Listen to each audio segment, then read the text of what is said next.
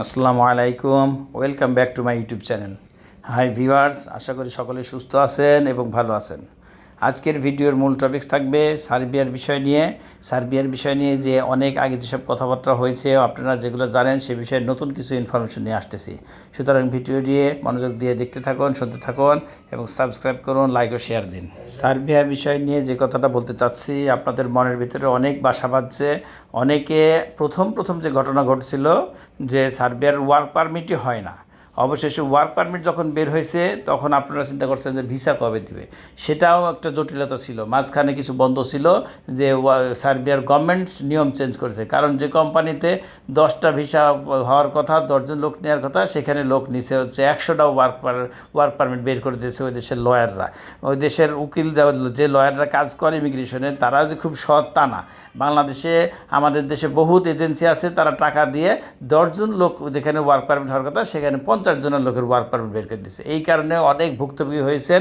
সেই প্রেক্ষাপটে সার্বিয়ার গভর্নমেন্ট নিয়ম করেছে যে পিপিজেড করতে হবে। সেই পিপিজেড সফল হয়েছে এখন, যে কারণে 2 থেকে 3 মাস বন্ধ ছিল। এখন আমাদের যারা সার্বিয়াগামী তাদের ভিতরে হতাশা সৃষ্টি হয়েছে যে পিপিজেড যে বন্ধ হইলো সেটা তো চালু হয়েছে, কিন্তু বাংলাদেশে পিপিজেড আইডেন্টিফিকেশন হয়ে কোনো ওয়ার্ক পারমিট পেয়েছে কিনা, এটা হলো মূল প্রশ্ন। এই প্রশ্নের উত্তরের জন্য আজকের ভিডিওটি আমার। এখন ভাইয়েরা যে কথাটা না বললেই না, যে পিপিজেড আইডেন্টিফিকেশন হয়ে যে বাংলাদেশে ওয়ার্ক পারমিট এখনও নতুনভাবে একটাও ঢুকে নাই, এটাই সত্য কথা। কিন্তু যাদের ওয়ার্ক পারমিট আগে হয়ে গেছে, অ্যাপ্রুভাল হয়েছে, তারা কিন্তু স্টিকার ভিসা পাচ্ছে। স্টিকার ভিসার রেশিও খুবই ভালো, রেগুলার কিছু না কিছু ভিসা বের হচ্ছে। এই ইনফরমেশনটা আপনাদেরকে এর আগে বলেছিলাম, কিন্তু এখন আরও সত্যতা পেয়েছি এবং আরও খবর পেয়েছি যে রেগুলার স্টিকার ভিসা পাচ্ছে যারা আগের ওয়ার্ক পারমিট কমপ্লিট হয়েছিল সেপ্টেম্বর, অক্টোবর, নভেম্বর, ডিসেম্বরের দিকে যেসব ওয়ার্ক পারমিটগুলো ছিল। পরবর্তীতে যেসব ওয়ার্ক পারমিটগুলো বেরোচ্ছে, যেগুলোর জন্য পিপিজেড গভর্নমেন্ট নিয়ম করেছে পিপিজেড করতে হবে, সেই পিপিজেড আইডেন্টিফিকেশন হিসাবে এখনও কিন্তু একটাও বাংলাদেশে ওয়ার্ক পারমিট বের হয়নি। কিন্তু অনেক ভুয়া এজেন্সি বলেন, অনেক দালাল বলেন, যেগুলো মার্কেটে আপনাদেরকে ছড়াই দিয়েছে যে অনেক ওয়ার্ক পারমিট বের হয়েছে পিপিজেড সহকারে এবং ই ভিসা হচ্ছে, যেটা সম্পূর্ণ ভুয়া এবং মিথ্যা তথ্য, যে কারণে আপনাদের অনেক টাকার ক্ষতিগ্রস্ত হবে।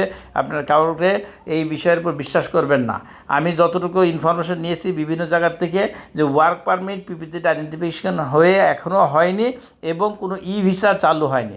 তবে এটা সত্য, ই ভিসার ডিক্লারেশন একটা পেয়েছি, সামনের মাস থেকে ই ভিসা হওয়ার সম্ভাবনা আছে, যদি এখনও ফাইনাল নোটিফিকেশন অ্যাম্বাসি থেকে পাই নাই। আমি না, বাংলাদেশের কোনো এজেন্সিও পাই নাই, এবং আশা করা যায় যে সামনে দিক থেকে ই ভিসা হবে এবং খুব দ্রুত পিপিজেড আইডেন্টিফিকেশন ওয়ার্ক পারমিটগুলো ঈদের আগেই পেয়ে যাবেন। যেসব ভাইরা পিপিজেড আইডেন্টিফিকেশনের জন্য অপেক্ষায় আছেন এবং যেসব এজেন্সিরা বলছেন যে ভাইরা অপেক্ষা করেন কুরবানি ঈদের আগেই, আপনারা একটা ভালো খবর পাবেন এবং যেসব ওয়ার্ক পারমিট পিপিজেড হবে সেগুলো কুরবানি ঈদের আগেই পাওয়ার সম্ভাবনা আছে।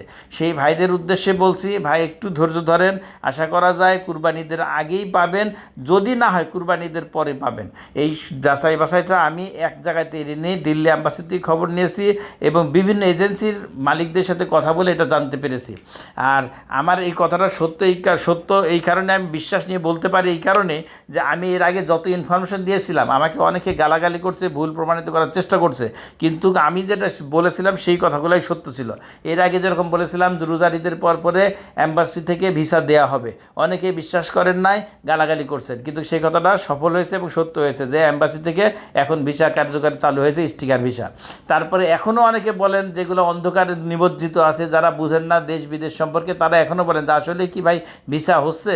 তাদের উদ্দেশ্যে বলি ভিসা হচ্ছে, আমার কাছে অনেক স্টিকার ভিসার রিপোর্ট আমার কাছে আছে। আর আরেকটা তথ্য আপনাদের উদ্দেশ্যে বলি ভাই, যেসব ভাইরা আপনারা স্টিকার ভিসা পাচ্ছেন অথবা ই ভিসা পাচ্ছেন, ওয়ার্ক পারমিট পাবেন সামনে, সেই ওয়ার্ক পারমিট এবং ভিসা কারোর সাথে শেয়ার করবেন না, এটাতে বিভিন্ন ধরনের প্রবলেম হতে পারে। সেই প্রবলেমগুলো কি আরেকটু আমার যাচাই বাছাই প্রক্রিয়াটা বাদ আছে, সেই প্রবলেমগুলো আমি নেক্সট ভিডিওতে ডিটেলস তুলে ধরবো, যে আপনারা যেটা পাচ্ছেন সেটা অন্য জায়গায় শেয়ার করলে কী সমস্যা হতে পারে সেই বিষয়গুলো নিয়ে আমি তুলে ধরবো আপনাদের সামনে। সুতরাং একটা জিনিস আপনাদেরকে অনুপ্রাণিত করার চেষ্টা করতেছি যে সার্বিয়ার ভিসা পাবেন, সামনে খুব ভালো দিক আসতেছে, মেসিডোনিয়ার ভিসা পাবেন, সামনে খুব ভালো দিক আসতেছে। এই খবরটা অনেকে জানে না, আবার অনেকে জানার পরে বিশ্বাস করে না, কিন্তু এটাই সত্য যে সামনে ভালো দিক আসতেছে সার্বিয়া এবং মেসিডোনিয়া।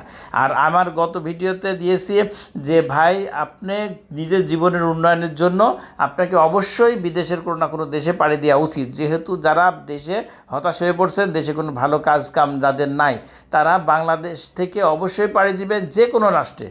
এটা আমার চাওয়া, এটা আমার চাওয়া বলতে কি, আমি দেশের কল্যাণের জন্য চাচ্ছি, আপনার উন্নয়নের জন্য চাচ্ছি। এখন প্রশ্ন আসে ভাই, আমি এগুলো চাচ্ছি কেন? আমি চাচ্ছি যে দেশে যাতে হতাশা না বাড়ুক, সেই কারণে জাস্ট একটা মোটিভেশনাল স্পিকার হিসেবে আমি বলতে পারি যে দেশ থেকে যারা বিদেশে যাচ্ছেন, ভালো কাজে যাচ্ছেন, তারা কেউ কিন্তু ব্যর্থ নাই। তারা নিজের সফলতা বয়ে আনছেন এবং দেশের জন্য রেমিটেন্স বয়ে আনছেন। দেশে আজকে রেমিটেন্স ঘাটতি বিভিন্ন কারণে, আপনারা অনেকেই অবগত আছেন। দেশের বিভিন্ন বড় বড় মাথারা, বিশেষ করে শিক্ষিত মানুষরাই দেশের অনেক ক্ষতি করছে, তারা টাকা পাচার করতেছে, তারা অনেক ক্ষতি করছে। কিন্তু আমরা যারা অশিক্ষিত মূর্খ বা আমরা যারা কর্মী হিসাবে বিদেশ যাচ্ছি, আমরাই বরঞ্চ দেশের কল্যাণের জন্য কাজ করতেছি। সেই কারণে আমি বলি যে দেশের কল্যাণের জন্য কাজ করতে হলে, নিজের উন্নয়ন করতে হলে বিশ্বের যে কোনো প্রান্তে চলে যাওয়া উচিত, সেটা সে উন্নত রাষ্ট্র হোক আর অনুন্নত রাষ্ট্র হোক। কিন্তু আমার স্যালারিটা ঠিক থাকতে হবে। যেরকম আমি কিরগিজস্তানের কথা বলি, মেসিডোনিয়ার কথা বলি, সার্বিয়া অনেক ভালো রাষ্ট্র, এগুলো মোটামুটি ক্যাটাগরির ভিতরে যে রাষ্ট্রগুলো, সেগুলো যথেষ্ট ভালো বেতন দিচ্ছে। কিন্তু আমি যদি পোল্যান্ড, হাঙ্গেরি, রোমানিয়া যেতে পারি, সেটা তো অনেক ভালো ব্যাপার, কিন্তু সেটা যাওয়া খুব টাফ। আমি বলবো যেসব ভাইয়েরা অপেক্ষা আছেন পোল্যান্ড, হাঙ্গেরির জন্য, সেগুলো অপেক্ষা না করে আপনারা সার্বিয়া, কিরগিজস্তান, এখন যেসব রাষ্ট্র খোলা আছে, মেসিডোনিয়া, সৌদি আরব, যার যেমন সামর্থ্য সেখানে চলে যান। সেখানে 40-50 হাজার টাকা বেতন পেতে খারাপ কি, যথেষ্ট ভালো অবস্থাতে থাকবেন আপনারা। পরিশেষে যে কথাটা না বললেই না, যে সার্বিয়া, মেসিডোনিয়া এটা এমন একটা রাষ্ট্র হতে যাচ্ছে, সামনে প্রচুর পরিমাণে লোক নেবে। এবং আপনারা জানেন যে মালয়েশিয়াতে একসময় অনেক লোক গেছে, সৌদি আরবে লোক ঢুকতেছে একদম মুড়িমুড়কির মতন, অনেক সুবিধা আছে। সেই সুবিধাটা, সেই প্রসেসটা চলে আসতেছে সার্বিয়ার জন্য এবং মেসিডোনিয়ার জন্য 100%। এটা বিশ্বাস করেন না করেন, আজ থেকে 2 মাস পরে এটা ফলবে।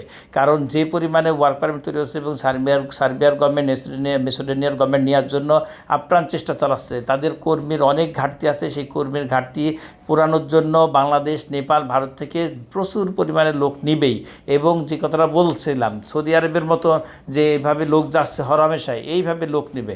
কারণ এই ঘাটতিটা ছিল, সেটা ফিল আপ না করলে তাদের জন্য বড় ধরনের সমস্যা হয়ে যাবে। যেহেতু কর্মী চাহিদা ব্যাপক সার্বিয়াতে এবং মেসিডোনিয়াতে এবং কিরগিজস্তানে। ইতিমধ্যে কিরগিজস্তানে হাজার হাজার লোক বাংলাদেশে ঢুকেছে। অনেকে কেউ সমস্যা পড়েছিল, 2-1টা ইনফরমেশন আসছিল, কিন্তু সেটা কাটায় উঠে এখন ভালো অবস্থাতে আছেন। কিরগিজস্তানে যে বেতনগুলো পাচ্ছেন, $500 থেকে $600 বেতন পাচ্ছেন, এবং সার্বিয়া, মেসিডোনিয়ায় €400 থেকে €500 বেতন পাচ্ছে। সুতরাং রাষ্ট্রগুলো যথেষ্ট ভালো এবং খুব দ্রুত ঢোকার সুবিধা হচ্ছে, দ্রুত ঢুকতে পারতেছে। আমি বেশ কিছু কাজ করতেছি সার্বিয়া, মেসিডোনিয়া, কিরগিজস্তান এবং সৌদি আরব নিয়ে। আপনারা যাদের ইচ্ছা অবশ্যই আমার সাথে যোগাযোগ করতে পারবেন। আমি বুকে হাত রেখে চ্যালেঞ্জ দিয়ে কাজ করতেছি, এবং একটা টাকা আমি এটাও চ্যালেঞ্জ দিই, যদি কেউ আমাকে দুর্নীতি দেখাতে পারে আমি তাকে $10 লাখ পুরস্কার দেবো। এই চ্যালেঞ্জ দিয়ে আমি কাজ করতেছি। সুতরাং আমার কাছে আসতে পারেন। তবে সাথে সাথে এটাও বলে রাখি যে আমার কাছে আসতে হবে এমন কোনো কথা নাই। যেখানে ভালো এজেন্ট পাবেন সেখানেও যেতে পারেন। তবে আপনারা দেশে হতাশগ্রস্ত না হয়ে বিদেশে যান। এই ছিল আমার পরিশেষে উক্তি। ধন্যবাদ সবাইকে।